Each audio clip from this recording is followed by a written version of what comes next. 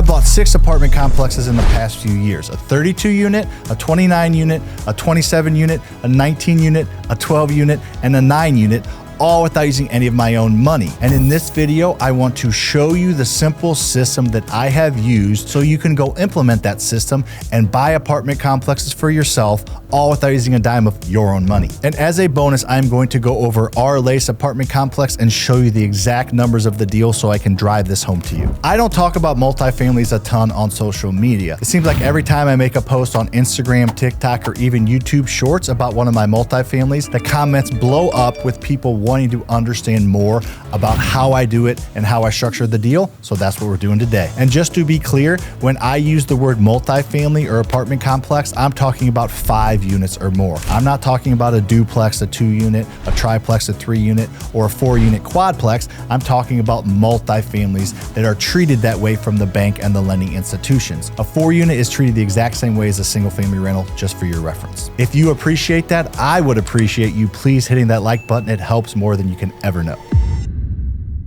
There are 3 very simple steps that I want to go over and dig into right now and show you the process that you can utilize to start buying apartment complexes. Before we dig in, I do want to make a point that if you have no real estate experience, I still think it's best for you to start out with single family rentals. A lot of people want to go straight into multifamilies. While that's not impossible, it's a lot harder. I had a couple years of experience and got turned down for a 32 unit apartment complex loan because I didn't have enough experience. I personally think that starting out with single families, proving yourself to some hard money and private money lenders, proving yourself to the bank, proving yourself to yourself that you can manage a property properly will give you the confidence and the lending sources the confidence to give you more money on a bigger deal. And if you want to get started in that process, make sure to check out the description below. I have some free training that can help you.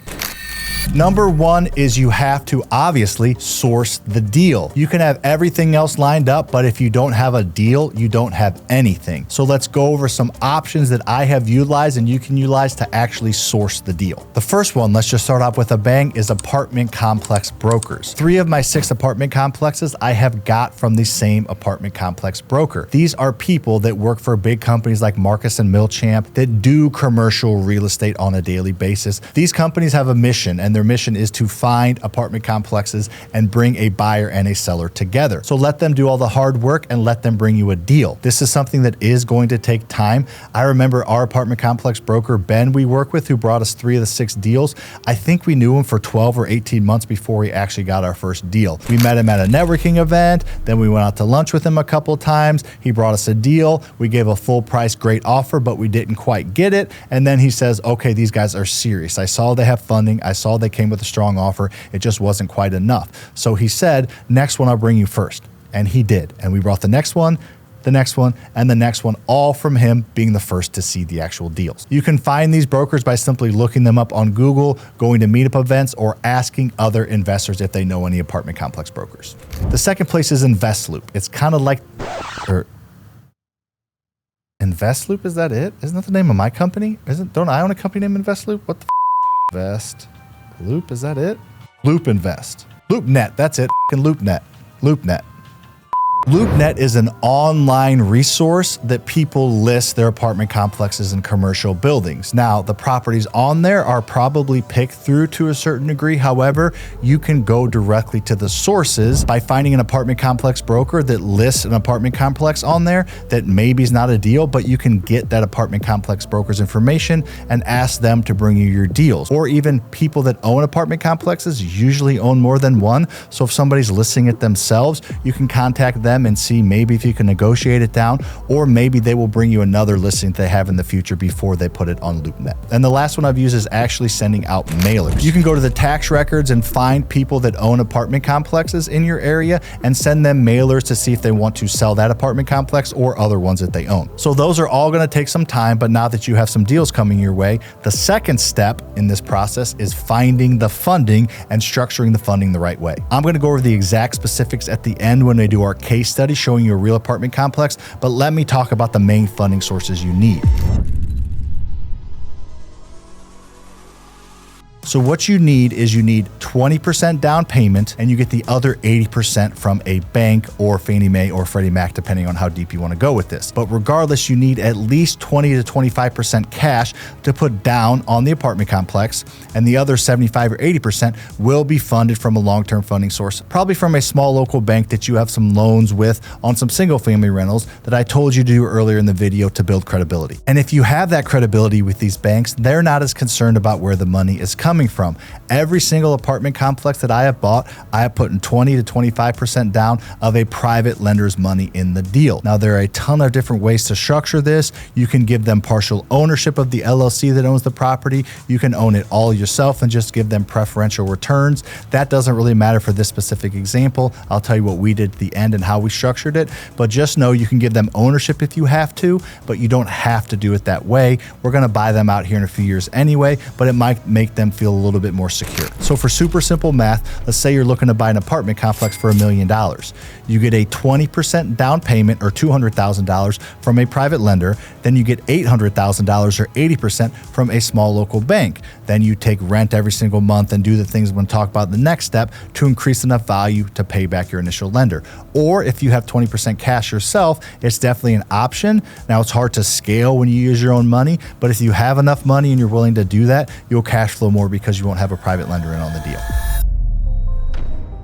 And number three, the way this all works together is to increase the net income of the building. That may not need to be said, but I want to talk about why it's so important. Multifamily properties value is based on the net income they produce. When you buy a single family rental property, a 3-bed, 2-bath, 2,000 square foot, the value of that property is 100% based on the value of other 3-bed, 2-bath, 2,000 square foot houses within a half a mile, quarter mile of that property. It's called a comparable sale analysis. The value of that single family rental is based on comparable sales. That is not the case with multifamilies. Multifamilies are looked at more of investment properties or businesses, and the value of them is based on the net income that they produce. So naturally, a really, really good deal is one that you can add net income to quickly, therefore increase the value. It's called a cap rate. Look it up. I have a video up here where I go through what a cap rate actually is. It's super simple, but cap rates are how apartment complexes are valued. And the biggest thing you can affect is the net income. There are multiple ways to do that. If you buy an apartment complex that needs work,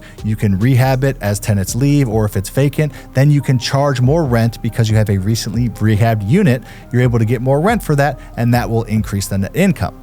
Or you can get more efficient with expenses. A lot of the apartment complexes that I have bought have been from mom and pop owners who don't have super good books, haven't raised the rents in several years, and there's an easy play to increase the rent as tenants move out or as leases come up by simply raising closer to market rent. The other thing is they're usually not very efficient in their property management. We take better care of our tenants than every single apartment complex that we've bought. However, we do it for cheaper because we have an in-house team, we have software, we use AI, we take better care of the tenants so they stay longer, so we're able to increase the top line and we're able to decrease the bottom line, which greatly increases your net income. We're not going to buy an apartment complex unless we're confident we can increase the rent over time reasonably, and we can reasonably cut expenses while taking better care of our tenants. That's why we've only bought in 6, which I know 6 is a good number, but that's why we have about 20 or 30, because it's got to meet a certain criteria for us to pull the trigger on it. And a bonus tip to get more net income, which will get you more rent, is to potentially turn some of the units into midterm and short-term rentals. We have actually done this a lot over the past few months, turning in a unit that rents for $1,000 into a midterm rental, and we rent it out for $2,000. Yes, we have a little bit of cost in furnishing it and maybe a little more management cost, but not enough to make it not worth doing. So you can turn some of your units that make sense into midterm or short-term rentals and get a lot more cash flow, therefore more value. My leg is falling asleep again. Is that gonna be part of every video?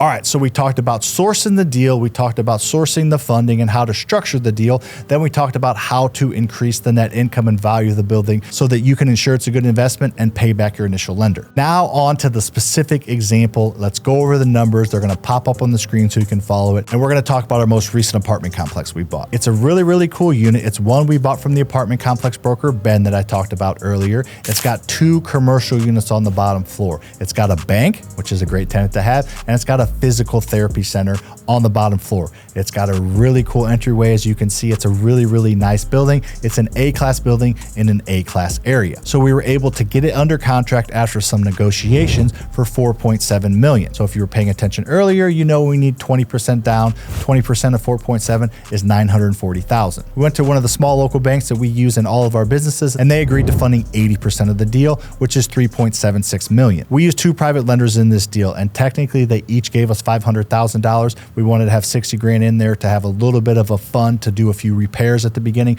and just to have a little bit extra reserves in there, but they each gave us $500,000. In this specific deal, we did not give up any ownership of the building. We have done all 6 of our deals a little bit differently. Sometimes we give up 5-10% ownership. Sometimes we don't give up any ownership. It's a lot cleaner and we like it better not having to give up any ownership, but we couldn't do that at first. We had to prove ourselves to these private lenders in order for them to do that. So we bought the property almost 2 years ago now, and we have been doing all the things that I talked about. We've been adding some midterm rentals there. We've been increasing rent. We have been decreasing our expenses as much as possible. And honestly, it hasn't gone quite as smoothly as we had hoped. One of the tenants on the bottom floor has had trouble paying rent. COVID has affected them to a certain degree and their business has gone down. So they're on a payment plan to pay us back. Now, they will eventually pay us back. It hasn't brought up the net income as much as we expected. The cool thing about these commercial tenants is there is 5% rent increase built into their leases that they signed when we close on the property. So we have 5 years of 5% rent increases, which will, of course, obviously affect the net income in a positive way. Our original goal was to refinance later this year